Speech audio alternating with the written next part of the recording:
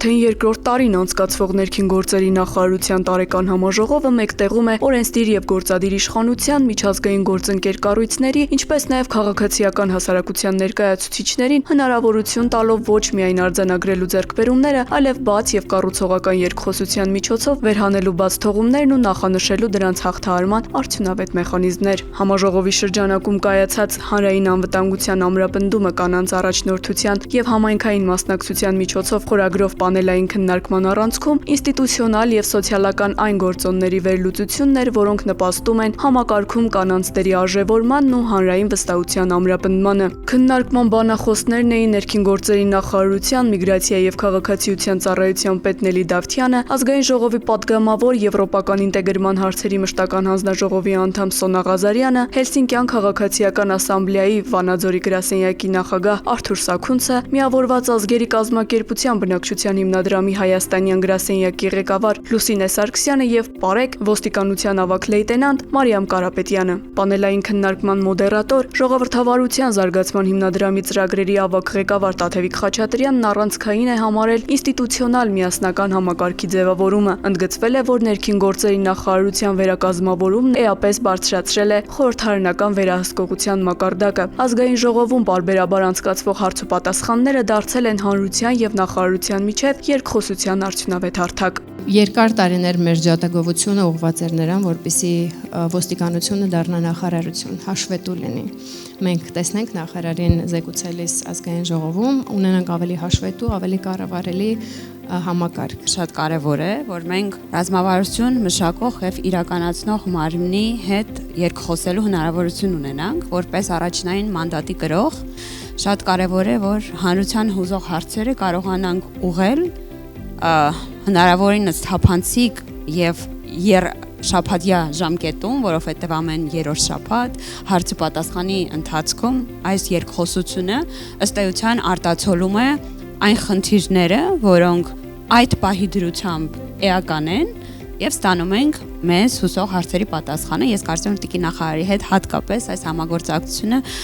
շատ սահուն է ստացվել։ Նշվել է նաև, որ ռեֆորմի հաջողությունը չի արձանագրվում միայն վիճակագրական տվյալներով կամ օրենսդրական փոփոխություններով։ Համակարգի առանցքում մարդն է, իսկ վերափոխումը դյուրին գործընթաց չէ։ Այն պահանջում է ինչպես հստակ քաղաքական կամք, այնպես էլ աշխատակազմի աներկբա հավատն ու վստահությունը ընտրված ռազմավարական ուղու հանդեպ։ Միգրացիա եւ քաղաքացիության ծառայության պետ Նելի Դավթյանը նշել է, որ հանրային լայն սպասումները թույլ չեն տալիս սահմանափակվել միայն երկարաժամկետ ծրագրերով, ուստի որդեգրվել է միաժամանակյա օպերատիվ լավարկումների եւ ֆունդամենտալ բարեփոխումների ռազմավարություն։ Պետք է ունենալ մի քանի օրակարգ միաժամանակ, կարճաժամկետ եւ ամենօրյա փոփոխություններ, միջնաժամկետ փոփոխություններ եւ իհարկե ֆունդամենտալ, ոչ թե երկարաժամկետ, այլ մշտական։ Եվ ամենակարևորը այստեղ իմ նշած առաջին շահառու խմբին ներգրավելն է, դա աշխատակազմն է եւ երբ որ ձևավորվում է այդ հավատքը եւ վստահությունը առաջին հերթին մեր ընտրած այն ամենադժվար ու այն ամենաերկար ճանապարհի հանդեպ մնացածը տեխնիկական է դառնում։ Ամենաբարդ խնդիրը դա է։ Քննարկման մասնակիցներն ընդգծել են, որ կանանց ներգրավվածությունը քաղաքական գործընթացներում եւ ուժային կառույցներում վաղուց դուրս է եկել միայն քվոտաների ապահովման տիրույթից։ Կանայք գործնականում ապացուցել են իրենց մասնագիտական գիտելիքների եւ հմտությունների մրցունակությունը։ Ավելին, նրանց բնորոշ բարձր զգայունությունը խնդիրների նկատմամբ ոչ թե խոչընդոտ է, այլ առավելություն։ Սա հատկապես առանցքային նշանակություն ունի խոցելի խմբերի հետ տարվող աշխատանքներում, որտեղ անհրաժեշտ է մարդակենտրոն եւ հոգատար մոտեցում։ Շատ հաճախ, հատկապես երբ որ կանայք են բռնության ենթարկվում, իրենք ավելի անվտանգ են զգում այս թեմայի մասին խոսել կին ծառայողի հետ, եւ սա շատ օբյեկտիվ է, եւ հետեւաբար կանանց ներգրավումը եւ քանակի ավելացումը ոստիկանության համակարգում առաջին հերթին օգնում է հենց խոցելի խմբերին, խոցելի իրավիճակում գտնվող մարդկանց ավելի վստահությամբ դիմել համակարգ, իմանալով, որ իրենք կարող են շփվել նաեւ կին ծառայողի հետ։ Այս առումով երևի թվերը ամենալավն են։ Ամենալավ ցուցանիշներն են, վստահ եմ այստեղ ծառայողները ինձնից էլի լավ գիտեն, թե ինչքան մեծ քանակի դիմելիություն մենք այսօր ունենք ընտանեկան բռնության գործերով, եւ սա ոստիկանության համակարգի հանդեպ վստահության բարձրացման առաջին ցուցիչներից է։ Եվ այսպես բարեփոխումները պարարթող են ստեղծել, որպեսզի կինն այլևս չընկալվի որպես թույլ օղակ, այլ դիտարկվի որպես բարձր որակավորում ունեցող մասնագետ։ Ծառայում եմ 2021 թվականից բարեկային ծառայությունում, ամենաառաջի դիմորդներից եմ եղել։ Ի սկզբանե ինձ համար որպես քաղաքացիների կարծիքներ մի փոքր տենց, որ մտածում էին կինը չի կարող ծառայել ուժային կառույցում, որտեղ գերակշիռ մասը տղամարդիկ են, որպես թույլ սեռ էին մեզ ընդունում, բայց այս տարիների ընթացքում եւ քաղաքացիների հետ շփման ընթացքում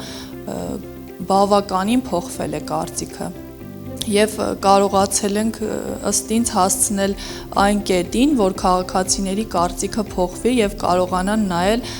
որ կինը հավասարի կարող է ծառայություն իրականացնել տղամարդկանց հետ։ Ամփոփելով բանախոսները նշել են, որ մարդու իրավունքների պաշտպանության ապահովման առանցքային գործոնը կրթությունն է եւ քաղաքացու հանդեպ վերաբերմունքի արմատական փոփոխությունը։ Այդ նպատակով կարևորվել է միջազգային գործընկերների աջակցությամբ իրականացվող վերապատրաստումները ներքին գործերի նախարարության կրթահամալիրում։ Խոսքը դիրքորոշումը